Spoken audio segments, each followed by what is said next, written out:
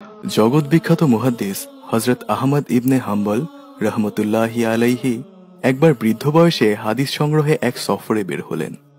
একদিন এক মসজিদে মাগরিব আর ঈশার নামাজ আদায় করে তিনি চিন্তা করলেন ফজরের নামাজ পড়েই এই মসজিদ থেকে বিদায় গ্রহণ করবেন। কিন্তু মসজিদের রক্ষণাবেক্ষণকারী এসে তাকে বললেন যে রাতের বেলা মসজিদে থাকা যাবে না। নিরুপায় হয়ে তিনি বেরিয়ে পড়লেন। তখন শীতের রাত। হযরত আহমদ ইবনে হাম্বল রাদিয়াল্লাহু তাআলা আনহু হাঁটতে হাঁটতে এক বাজারে আসলেন।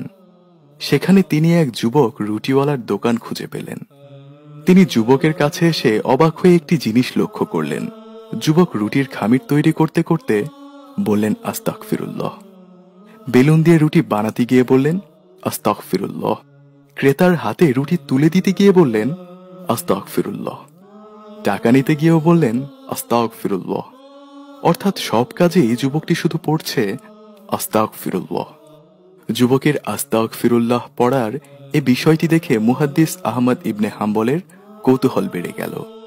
যুবককে বললেন, হে যুবক, তোমার হয়েছে কি? আসার পর থেকে দেখছি তুমি কিছুক্ষণ পরপর শুধু পড়ছ আস্তাগফিরুল্লাহ আস্তাগফিরুল্লাহ।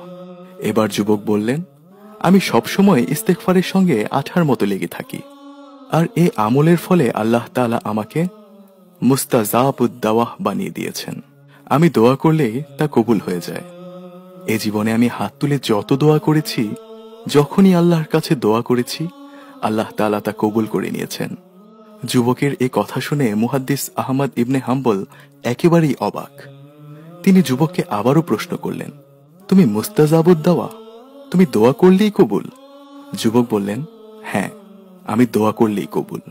তবে আমার একটা দোয়া এখনো কবুল হয়নি, সেটি ছাড়া আল্লাহ তাআলা আমার সব দোয়া কবুল করে নিয়েছেন।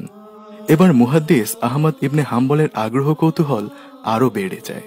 তিনি যুবককে জিজ্ঞেস করেন, তোমার সে দোয়াটা আবার কি যা এখনো কবুল হয়নি? এবার যুবক রুটিওয়ালা বললেন, আমি আল্লাহর কাছে অনেকবার দোয়া করেছি যে, আয় আল্লাহ, আমি শুনেছি এ জামানার সবচেয়ে বড় মুহাদ্দিস, তার নাম নাকি ইমাম আহমদ ইবনে হাম্বল। আল্লাহ, তোমার কাছে আমার আকুতি ও মিনতি, আমি যেন এত বড় মুহাদ্দিসের হাতে হাত রেখে মুসাফাহ করতে পারি আর তার কপালে একটা চুম্বন করতে পারি। আমার এ দোয়া এখনো পূরণ হয়নি। আল্লাহ যে কেন আমার এই দোয়াটা কবুল করল না তা আমি জানি না। এবার মুহাদ্দিস ইবনে হাম্বল আবেগপ্রবণ হয়ে গেলেন।